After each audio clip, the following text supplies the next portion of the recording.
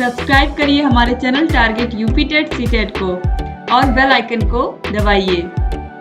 Hello दोस्तों, मैं आनंद स्वागत करता हूं आप सभी का आपके अपने channel target UP TET CTET में।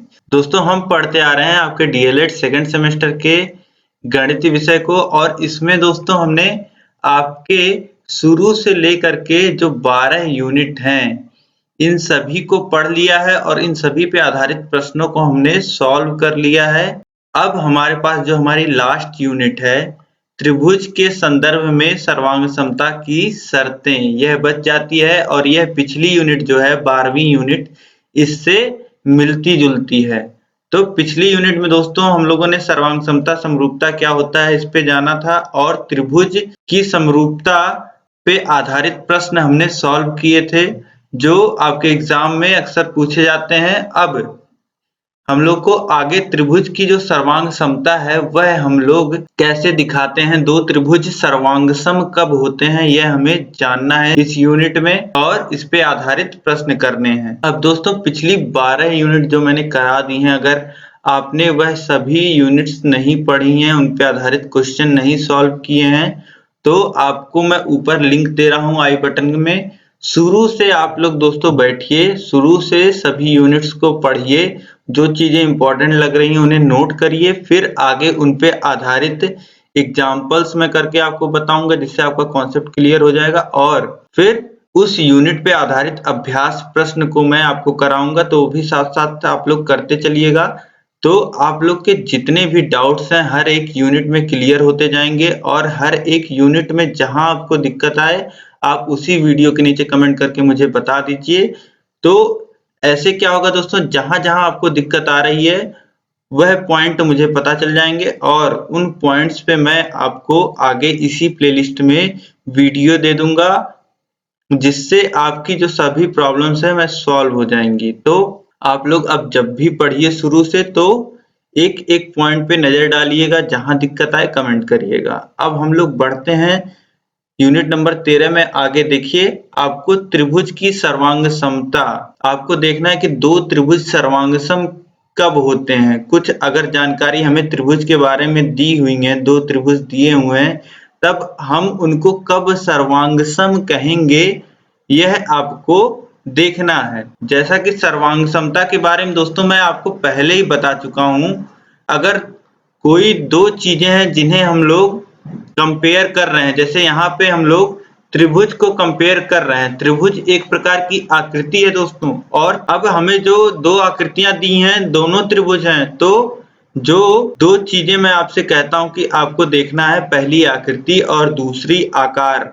तो पहला तो आपने देखा कि समान है, दोनों ही त्रिभुज हैं, और दूसरा आपको देखना रहता है दोस्तों कि आकार बराबर हो। सर्वांग समता में आपको आकृति और आकार दोनों बराबर देखना रहता है। अगर दोनों बराबर हैं, आकृति और आकार मतलब साइज एंड शेप अगर दोनों बराबर हैं, तभी वह आकृतियां जो होती हैं वह सर्वांगसम कहलाती हैं। तो यही हमें यहाँ पे त्रिभुज के केस में देखना है दोस्तों। तो चलिए हम लोग स्टार्ट करते हैं। यहाँ पे दोस्तों मेनली 3 केस हैं, और यही 3 केस अगर आपको याद है तो आप त्रिभुज को, किन्हीं भी दो त्रिभुजों को सर्वांग समता उनकी चेक कर सकते हैं। आप देख सकते हैं कि वह दोनों त्रिभुज आपस में सर्वांगसम हैं कि नहीं है। तो चलिए हम लोग तीनों कंडीशंस को यहाँ पे देख लेते हैं। अब देखिए, पहला है दो त्रिभुज सर्वांगसम होते हैं यदि दोनों त्रिभुज की तीनों भुजाएं अलग अलग बराबर हों, अर्थात एक त्रिभुज की तीनों भुजाएं दूसरे त्रिभुज की संगत भुजाओं के बराबर हों। अब दोस्तों यहाँ पर बोल रहा है कि अगर तीनों भुजाएं जो हैं त्रिभुज की वह बराबर हैं, जैसे यहाँ पे आप त्रिभुज देख पा रहे हैं, इसे नाम दे देते हैं ABCPQR। तो ये त्रिभुज है। यहाँ पे आप देखेंगे AB जो भुजा है वह बराबर है PQ के, और AC जो भुजा है वह PR के बराबर है, और BC जो भुजा है वह QR के बराबर है। तो यहाँ पे आप देख रहे हैं कि सभी संगत भुजाओं का जो माप है दोस्तों वह बराबर है आपस में। तो यहाँ से आप क्या कह सकते हैं, यहाँ से आप कह सकते हैं कि अगर दोनों दिए गए त्रिभुज की संगत भुजाएं जो हैं वह आपस में बराबर हैं, तो वह त्रिभुज जो होंगे वह सर्वांगसम होंगे दोस्तों। और जब आपका त्रिभुज सर्वांगसम हो गया, जब आपने प्रूफ कर लिया, आपने यहाँ पे प्रूफ कर लिया कि तीनों संगत भुजाएं यहाँ पे आपको बराबर दिख रही हैं, तो त्रिभुज ए बी सी जो है वह सर्वांगसम हो गया है त्रिभुज पी क्यू आर के। अब दोस्तों यहाँ से आप क्या कह सकते हैं, जब ये दोनों त्रिभुज सर्वांगसम हो गए तो कोण ए जो बराबर होगा वह कोण पी के होगा, यानी कि सभी संगत कोण जो हो जाएंगे वह आपस में बराबर हो जाएंगे दोस्तों यहाँ पे, यानी कि कोण ए बराबर कोण पी हो जाएगा, कोण बी बराबर कोण क्यू के हो जाएगा और कोण सी बराबर कोण आर के हो जाएगा दोस्तों। जब एक बार दोस्तों आप त्रिभुज में सर्वांग समता दिखा देते हैं तो बाकी की जो चीजें हैं वह अपने आप बराबर हो जाती हैं। क्यों ऐसा क्यों होता है कि सर्वांग समता जब आप दिखा देते हैं तब यह सिद्ध हो जाता है कि जो दो आकृतियां दी गई हैं वह आइडेंटिकल है, मतलब उनमें कोई अंतर है ही नहीं, मतलब हर तरीके से वह समान है। तो हर तरीके से अगर कोई चीज समान होगी तो उसकी जो प्रॉपर्टीज होंगी, चाहे एंगल होंगी चाहे भुजाएं होंगी, वह भी आपस में बराबर हो जाएंगी। अब देखिए दूसरा केस क्या बनता है ये हम लोग देख लेते हैं। अगर मान लेते हैं आपको किसी त्रिभुज की दो भुजाएं और एक कोण दिया गया है, तो ऐसे स्थिति में दोस्तों आप सर्वांगसम किस तरीके से दिखा सकते हैं। देखिए दो त्रिभुज सर्वांगसम होते हैं यदि एक त्रिभुज की दो भुजाओं एवं उनके बीच का कोण तथा दूसरे त्रिभुज की दो भुजाएं और उनके बीच का कोण अलग अलग बराबर हों। मतलब यहाँ पे दोस्तों अगर किसी त्रिभुज में जो दो भुजाएं हैं और एक कोण है वह बराबर होता है किसी दूसरे त्रिभुज के दो भुजाओं के और उन दो भुजाओं के बीच में बने हुए कोण को, जैसे यहाँ पे 45 डिग्री बन रहा है दोनों भुजाओं के बीच में, वैसे यहाँ पे अगर 45 डिग्री बनता है दोनों भुजाओं के बीच और दोनों भुजाओं की जो माप होती है अगर बराबर होती है तो ऐसे ये दोनों त्रिभुज क्या हो जाएंगे, ये आपस में सर्वांगसम हो जाएंगे।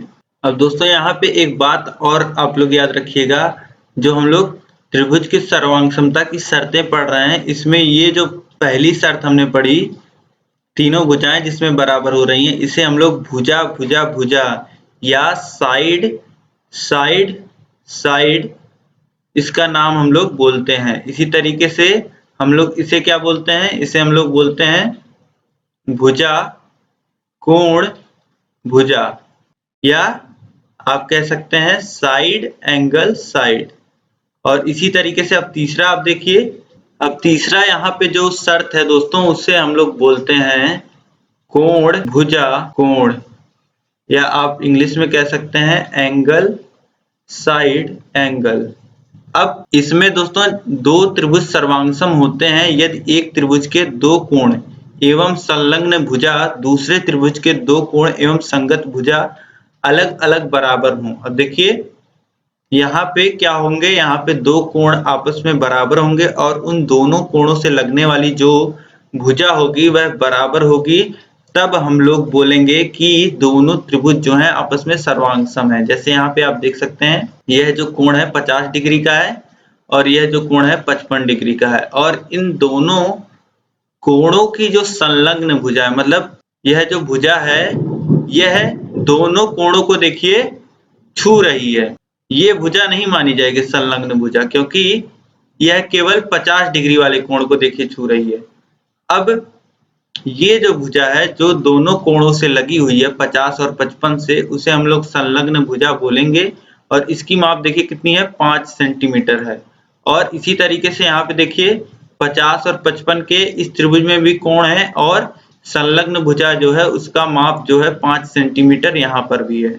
तो ऐसे में क्या होगा, दोनों त्रिभुज जो होंगे वह सर्वांगसम होंगे, और सर्वांगसम होते ही दोस्तों क्या हो जाएगा, इनके तीनों कोण बराबर हो जाएंगे और तीनों भुजाओं की जो माप है वह बराबर हो जाएगी। यह मैं आपको शुरू से बताता हुआ आ रहा हूँ। अब दोस्तों तीन मुख्य शर्त तो यही होते हैं दोस्तों, लेकिन हम लोग एक शर्त और पढ़ते हैं जो होता है समकोण त्रिभुज के केस में। समकोण त्रिभुज के केस में देखिए क्या होता है, अगर आपके पास दो समकोण त्रिभुज दिए गए हैं तो वह सर्वांगसम कब होते हैं यह हम लोग जानेंगे इसमें। देखिए दो समकोण त्रिभुज सर्वांगसम होते हैं यदि एक समकोण त्रिभुज का कर्ण दूसरे समकोण त्रिभुज के कर्ण के बराबर हो तथा पहले त्रिभुज के एक अन्य भुजा दूसरे त्रिभुज की संगत भुजा के बराबर हों। अब यहाँ पे दोस्तों आपसे कह रहा है कि दो समकोण त्रिभुज तब सर्वांगसम होंगे जब उनका जो कर्ण बन रहा है उसका माप जो है, मतलब कर्ण किसको हम लोग कहते हैं, जो समकोण जो 90 अंश का कोण बनता है समकोण त्रिभुज में, उसके सामने की जो भुजा होती है दोस्तों उसे हम लोग कर्ण बोलते हैं। तो कर्ण की जो माप है वह बराबर होनी चाहिए दूसरे त्रिभुज के कर्ण के माप के। अब देखिए यहाँ पे थोड़ी सी मिसप्रिंटिंग हुई है, यह 5 सेंटीमीटर होगा यह भुजा, और यह भुजा जो होगा 5.8 सेंटीमीटर होगा। तो यहाँ पे आप देख पा रहे हैं कर्ण की माप कितनी होनी चाहिए, जितनी यहाँ पे है। तो यहाँ पे 5.8 सेंटीमीटर है, तो यहाँ पे भी 5.8 सेंटीमीटर होनी चाहिए।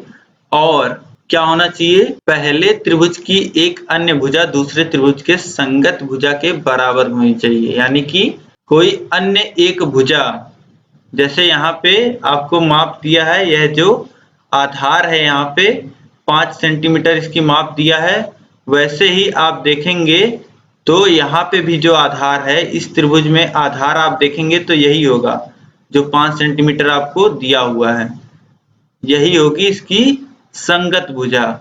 तो 5 सेंटीमीटर यह भी हो गया, 5 सेंटीमीटर यह भी हो गया। आपने देखा कि ये जो 90 अंश का समकोण बन रहा है यह तो आपस में बराबर है, और कर्ण तो पहले ही बराबर है, यानी कि दो भुजाएं बराबर हो गई और एक कोण बराबर हो गया। तो ऐसी स्थिति में हम लोग जानते हैं कि त्रिभुज जो होता है वह सर्वांगसम हो जाता है। तो यहाँ पे जो समकोण त्रिभुज कब सर्वांगसम होंगे, जब उसका जो कर्ण की माप है और एक संगत भुजा जो है वह बराबर होनी चाहिए। तो यहाँ पे आपको पता चल गया कि समकोण त्रिभुज आपस में सर्वांगसम कब होते हैं। अब दोस्तों इतना ही आपको सर्वांग समता में पढ़ना था त्रिभुज के। अब हम लोग क्वेश्चन पे जाते हैं, क्वेश्चंस को सॉल्व करते हैं। देखिए, अब देखिए यहाँ पे दोस्तों पहला क्वेश्चन है, दो त्रिभुज आपस में सर्वांगसम हैं यदि एक त्रिभुज में दो कोण का मान 38 एवं 57 है तथा इन कोणों की संलग्न भुजा 7.2 सेंटीमीटर है। यदि दूसरे त्रिभुज के दो कोणों का मान 57 एवं 38 है तो इन कोणों के संलग्न भुजा का मान ज्ञात कीजिए। अब यहाँ पे दोस्तों पहले ही दे दिया कि दो त्रिभुज जो है वह आपस में सर्वांगसम है। अब पहले त्रिभुज में दोस्तों बोल रहा है कि एक कोण 38 डिग्री का है और दूसरा कोण जो है वह 57 डिग्री का है, और इन दोनों कोणों से जो लगने वाली संलग्न भुजा है उसका मान दिया है 7.2 सेंटीमीटर। अब बोल रहा है दोस्तों कि जो दूसरा त्रिभुज है उसमें जो कोणों का मान है वह है 57 एवं 38 डिग्री। तो इसी प्रकार दोस्तों यह भी त्रिभुज हो जाएगा 38 डिग्री और 57 डिग्री वाला। और बोल रहा है कि यह दोनों, देखिए पहले ही बोल चुका है कि सर्वांगसम त्रिभुज हैं। तो अगर सर्वांगसम है तो आपको पता है कि सभी जो भुजाएं हैं और सभी जो कोण हैं वह आपस में बराबर होंगे। जो सभी संगत कोण हैं और जो सभी संगत भुजाएं हैं वह आपस में बराबर होंगी। तो ये जो मैंने 3 लाइन से यहाँ पे काटा है, जो दोनों कोणों से लगने वाली भुजा है यहाँ पे, वह किसके बराबर होगी, यहाँ पे जो दोनों कोणों 38 और 57 से लगने वाली भुजा है जिसे मैंने 3 बार यहाँ पे काटा है, देखिए, यानी कि इसका मान कितना हो जाएगा 7.2 सेंटीमीटर। यानी कि यहाँ पे जो दोस्तों पूछ रहा है संलग्न भुजा का मान, तो संलग्न भुजा का मान कितना हो जाएगा 7.2 सेंटीमीटर। अब दोस्तों देखिए अगला प्रश्न है, प्रश्न संख्या 2, त्रिभुज ABC तथा PQR समकोण त्रिभुज हैं जिसमें कोण A तथा कोण Q जो है वह समकोण है। यदि दोनों त्रिभुज सर्वांगसम है तथा भुजा BC तथा भुजा PR आपस में बराबर हैं। यदि भुजा AB बराबर 5 सेंटीमीटर हो तो भुजा QR की माप ज्ञात कीजिए। अब दोस्तों यहाँ पे हमें दो त्रिभुज ABC और PQR दिए गए हैं जिसमें बताया गया है कि कोण A और कोण Q जो है वह समकोण है, और यह दोनों त्रिभुज जो हैं ABC और PQR यह दोनों आपस में सर्वांगसम त्रिभुज हैं, तथा यहाँ पे बताया गया है कि जो BC भुजा है और PR जो भुजा है वह आपस में बराबर है, और हमें AB भुजा की माप दी गई है और QR भुजा की माप पूछ रहा है। तो दोस्तों हम लोग सबसे पहले दोनों त्रिभुजों को बना लेते हैं तो दोनों त्रिभुज दोस्तों जैसा कि आप यहाँ पे क्वेश्चन में पढ़ पा रहे हैं समकोण त्रिभुज हैं, तो आपको दो समकोण त्रिभुज बना लेना है। अब यहाँ पे दोस्तों आपको दो समकोण त्रिभुज बना लेना है और नामकरण देखिए, नामकरण में आपको थोड़ा सा ध्यान रखना है क्योंकि यहाँ पे कोण A और कोण Q को समकोण कहा गया है। तो यहाँ पे समकोण त्रिभुज में 90 अंश का कोण बनता है समकोण। तो पहले त्रिभुज का नामकरण जब आप करेंगे तो यह A होगा, फिर B और C इस प्रकार। अब दूसरे त्रिभुज में देखिए दोस्तों, दूसरे त्रिभुज में जो 90 अंश वाला कोण है वह है कोण Q। तो यहाँ पे Q आप पहले नाम रख दीजिए और यह हो जाएगा आपका P, Q और R। अब आगे देखिए दोस्तों, इसमें क्या बोल रहा है, इसमें बोल रहा है दोस्तों BC जो भुजा है वह बराबर है PR के। तो BC देखिए त्रिभुज ABC में BC यह है और PR कौन सी भुजा है, यहाँ पे PR यह भुजा है। तो यह दोनों जैसा कि आपको कर्ण दिख रहे हैं, दोनों कर्ण जो हैं वह आपस में बराबर हैं। और यदि भुजा AB बराबर 5 सेंटीमीटर है तो भुजा QR की माप ज्ञात कीजिए। अब बोल रहा है कि भुजा AB जो है वह 5 सेंटीमीटर की है और यहाँ पे QR भुजा का मान पूछ रहा है। अब दोस्तों जैसा कि आपको पता है कि यहाँ पे दोनों त्रिभुज जो दिया गया है वह सर्वांगसम दिया गया है।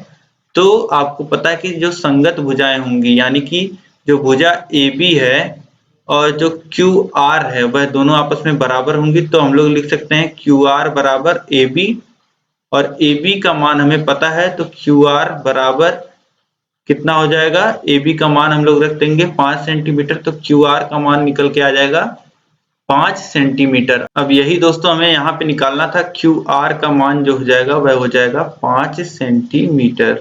अब यहाँ पे दोस्तों आपके जो पूरी यूनिट्स हैं, 13 यूनिट्स जो हैं DLED सेकेंड सेमेस्टर के गणित में, वह 13 यूनिट दोस्तों हम लोगों ने यहाँ पर कंप्लीट कर लिया है। और दोस्तों जिन्होंने सारी यूनिट्स ध्यान से पढ़ी हैं और सभी ने जिन्होंने क्वेश्चंस ध्यान से सॉल्व किए हैं कॉपी पे, उन सभी को बहुत बहुत बधाई। आपका जो कॉन्सेप्ट है सेकेंड सेमेस्टर गणित का वह समझ लीजिए पूरा क्लियर हो चुका है। और आपको अभी भी अगर थोड़ी बहुत झिझक हो तो आप लोग फिर से एक बार पूरे प्लेलिस्ट को देख लीजिए, एक बार फिर से जल्दी से जितने भी अभ्यास हैं, जहां भी कॉन्सेप्ट आपको नहीं समझ में आ रहा है तो आप लोग वीडियोस को दोबारा देखिए, दोबारा क्वेश्चंस को सॉल्व कर लीजिए। सब कुछ दोस्तों आप लोग एकदम क्लियर कर लीजिए कॉन्सेप्ट। अब हम लोग दोस्तों आगे जितने भी इंपॉर्टेंट क्वेश्चंस बनते हैं, जैसे आपके प्रश्न पत्र में दोस्तों बहुविकल्पीय, अतिलघुत्तरीय और लघुत्तरीय प्रश्न पूछे जाते हैं। तो अब हम लोग दोस्तों बहुविकल्पीय क्वेश्चंस को और अतिलघुत्तरीय और लघुत्तरीय क्वेश्चंस को सॉल्व करने वाले हैं। और जो क्वेश्चंस हम लोग सॉल्व करेंगे दोस्तों वह इन 13 यूनिट के मिक्स क्वेश्चन होंगे, मतलब कि सभी यूनिट्स के मिला के क्वेश्चन होंगे। तो कहीं से भी प्रश्न बन सकता है। तो इस तरीके से हम लोग इंपॉर्टेंट क्वेश्चंस को सॉल्व करेंगे आगे इसी प्लेलिस्ट में और वीडियोस जो आपको आगे देखने को मिलेंगी। तो दोस्तों अभी तक अगर आपने यूनिट वाइज पूरी पढ़ाई नहीं की है तो पूरी पढ़ाई कर लीजिए, सभी क्वेश्चंस को सॉल्व कर लीजिए। और जहां भी दिक्कत हो आप मुझे कमेंट करके बताइए, किसी क्वेश्चन में, किसी कॉन्सेप्ट में जहां भी दिक्कत आ रही हो आप मुझे कमेंट करके बताइए, मैं वह डिस्कस करने के लिए तैयार हूं। लेकिन दोस्तों आप लोग अच्छे से ढंग से पढ़ाई करिए, एक एक यूनिट को दोस्तों आप लोग इम्पोर्टेंट जो उसके फैक्ट्स हैं, जो फॉर्मूलाज हैं, वो है आप लोग नोट डाउन करिए और क्वेश्चन प्रैक्टिस कीजिए। और जहां ना समझ में आए कमेंट करके पूछिए। अब दोस्तों इतनी मेहनत मैं आपके लिए कर रहा हूं तो आपको भी थोड़ा सा डेडिकेशन दिखाना पड़ेगा। आपको सभी वीडियोस को ध्यान से देखना है और सभी प्रश्नों को हल कर लेना है। प्लेलिस्ट का लिंक दोस्तों आपको ऊपर आई बटन में, नीचे डिस्क्रिप्शन बॉक्स में और कमेंट बॉक्स में मिल जाएगा। और दोस्तों अभी तक अगर आपने चैनल को सब्सक्राइब नहीं किया हुआ है तो चैनल को सब्सक्राइब कर लीजिए, ताकि आने वाली जो वीडियोस हैं वह आपसे मिस ना होने पाए। वह बहुत ही इंपॉर्टेंट वीडियोस होने वाली हैं दोस्तों। और जल्दी से जल्दी आप सभी यूनिट्स को पढ़ लीजिए, फिर आगे हम लोग शुरू करते हैं आपके जितने भी इम्पोर्टेंट क्वेश्चंस हैं उन सभी के वीडियोस को। अब दोस्तों आप लोग जब पूरा कंप्लीट कर लीजिएगा, आप लोग जब पूरा पढ़ लेंगे 13 यूनिट जब आप लोग पढ़ लेंगे यह पूरे सेकंड सेमेस्टर के मैथ को, तब आप लोग मुझे कमेंट करके बताइएगा यहाँ 13 यूनिट कंप्लीट करने के बाद कि आपको सभी वीडियोस कैसी लगी हैं और कितना आपको समझ में आया है। आप लोग मुझे इस वीडियो में दोस्तों जरूर कमेंट करके बताइएगा, अपना फीडबैक आप लोग जरूर बताइएगा कि आपको अभी तक की क्लासेस कैसी लगी हैं। उसी अनुसार दोस्तों हम लोग आगे और अच्छा करने की कोशिश करेंगे। अब दोस्तों इन क्लासेस का मकसद यही है कि आपको हर एक कॉन्सेप्ट बहुत अच्छे से समझ में आए और जब आप अपने एग्जाम हॉल में जाएं तो आप लोग जल्दी से जल्दी अपना पेपर पूरा सॉल्व कर लें और 25 में 25 स्कोर करके आएं। तो दोस्तों अपना फीडबैक देना मत भूलिएगा और इसी तरीके से सभी विषय आपको पढ़ा दिए गए हैं और सभी विषयों का लिंक आपको नीचे डिस्क्रिप्शन में आई बटन में ऊपर मिल जाएगा। तो सभी विषयों को पढ़ना बिल्कुल मत भूलिए। सभी विषयों में, बाकी विषयों में आपको नोट्स के माध्यम से भी पढ़ाया गया है और मैं आपको भी नोट्स के माध्यम से वो टॉपिक बता सकता हूँ जो आपको नहीं समझ में आ रहा है। तो आप पहले सभी वीडियोस को देखिए, जहां आपको नहीं समझ में आए वहां बताइए, वो चीजें हम डिस्कस कर सकते हैं। तो इसीलिए मैं बोल रहा हूँ आपको सभी वीडियोस देखने के लिए। अब दोस्तों अगर आपने कंप्लीट कर लिया है, आपको सभी वीडियो समझ में आ गई हैं, सभी यूनिट्स अच्छे से समझ में आ गई है, सभी आपने अच्छे से प्रैक्टिस कर लिया है, तो आपको बहुत बहुत बधाई हो, आपने सभी कॉन्सेप्ट को समझ लिया है। अब हम आगे बढ़ेंगे जो हमारे इम्पोर्टेंट क्वेश्चन हैं उनके साथ। तो दोस्तों अभी तक यहाँ तक बने रहने के लिए आपका बहुत बहुत धन्यवाद और इस वीडियो में दोस्तों अंत तक बने रहने के लिए आपका बहुत बहुत धन्यवाद। आपने इतने महत्वपूर्ण कमेंट किए, आपने इतना साथ दिया, उसके लिए बहुत बहुत धन्यवाद। अब मिलते हैं नेक्स्ट वीडियो में इम्पोर्टेंट क्वेश्चंस के साथ या फिर आपके किसी टॉपिक के साथ। तब तक के लिए अपना ध्यान रखें। जय हिंद।